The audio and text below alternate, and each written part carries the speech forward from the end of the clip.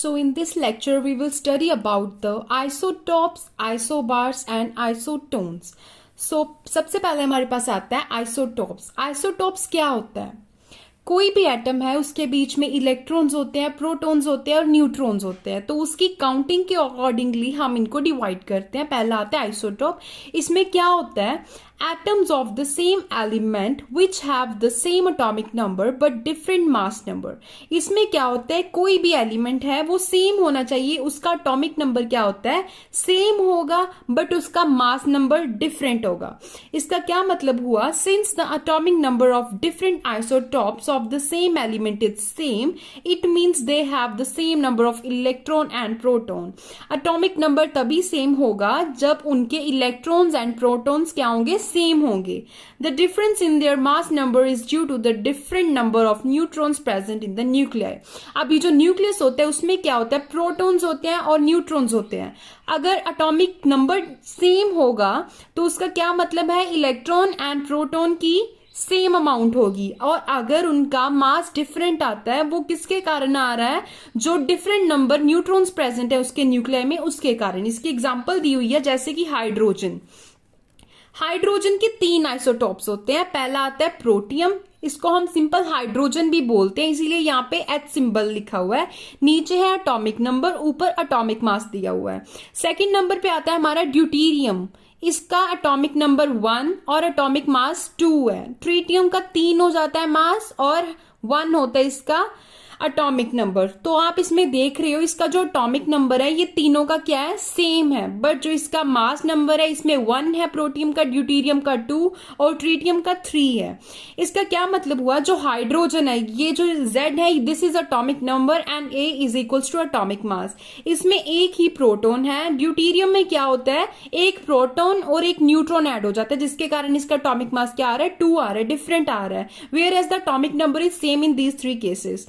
Tritium में क्या होता है? एक प्रोटॉन होता है और 2 न्यूट्रॉन्स होते हैं, मिलके A3 मींस कि एटॉमिक मास कितना हो जाता है? 3 हो जाता है. सेकंड एग्जांपल हमारे पास है कार्बन की. कार्बन में क्या होता है? कार्बन के भी 3 आइसोटॉप्स होते हैं. ये जो सिंपल कार्बन है इसका एटॉमिक नंबर होता है 6 और मास नंबर 12. दूसरी आइसोटोप में एटॉमिक नंबर फिर से सेम रहेगा और जो एटॉमिक मास नंबर है वो 13 हो जाएगा और जो थर्ड वाला है उसमें 14 हो जाएगा एटॉमिक मास और एटॉमिक नंबर सेम रहेगा.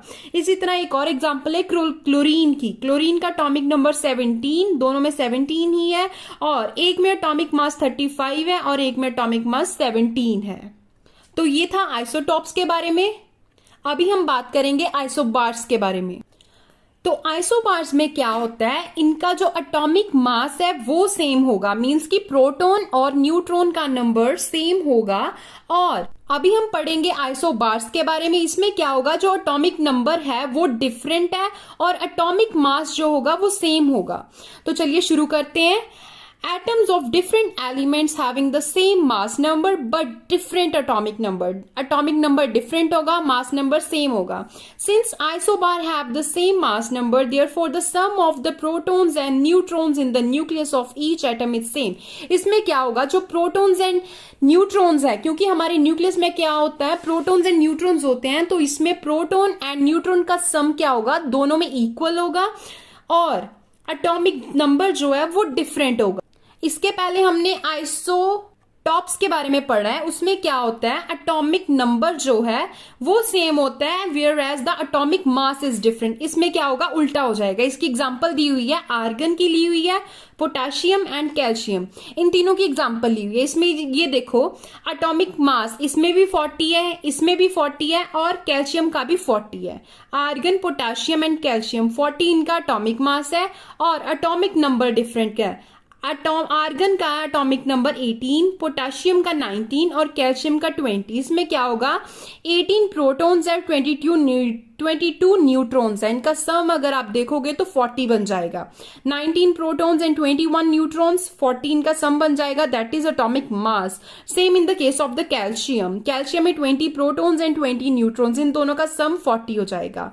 उसके बाद हमारे पास आता है आइसोटोन्स. आइसोटोन्स क्या होते हैं? Atoms having same number of neutron but different mass number. इनमें न्यूट्रॉन्स का नंबर सेम होता है, सिर्फ न्यूट्रॉन्स ही सेम होते हैं और इनका मास नंबर डिफरेंट होता है। क्या मतलब हुआ, न्यूट्रॉन्स अगर सेम हो गए तो हमारे पास बाद में क्या बचा, प्रोटॉन्स, तो इसमें प्रोटॉन्स का नंबर क्या होगा, डिफरेंट होगा। दस isotones have the same number of neutron. इसकी एग्जांपल दी हुई है, पहली एग्जांपल है सिलिकॉन लिया हुआ है, फॉस्फोरस लिया हुआ है और सल्फर। सल्फर का एटॉमिक नंबर 16, फॉस्फोरस का 15 एंड सिलिकॉन का 14, और इनका जो मास है वो भी डिफरेंट है, 30 है, इसका फॉस्फोरस का 31 है और सल्फर का 32। इसमें जो प्रोटॉन का नंबर 14 और इसमें न्यूट्रॉन 16 है। अभी इसमें देखो, इसमें 15 है प्रोटॉन का और इसमें 16, इन तीनों में न्यूट्रॉन्स क्या आ रहे हैं, सेम आ रहे हैं, 16 आ रहे हैं। तो ऐसे सब्सटेंसेस या ऐसे एटम्स क्या कहलाते हैं, आइसोटोन्स। सेकेंड एग्जांपल दी हुई है कार्बन, नाइट्रोजन एंड ऑक्सीजन की। इसमें 6 प्रोटॉन है, इसमें 7 प्रोटॉन और इसमें 8 प्रोटॉन्स है, लेकिन न्यूट्रॉन्स की काउंटिंग इन तीनों में फिर से सेम है। तो ऐसे एटम्स जिनमें न्यूट्रॉन्स का नंबर सेम होता है but there is the difference in the mass number, तो उनको हम आइसोटोन्स बोलते हैं।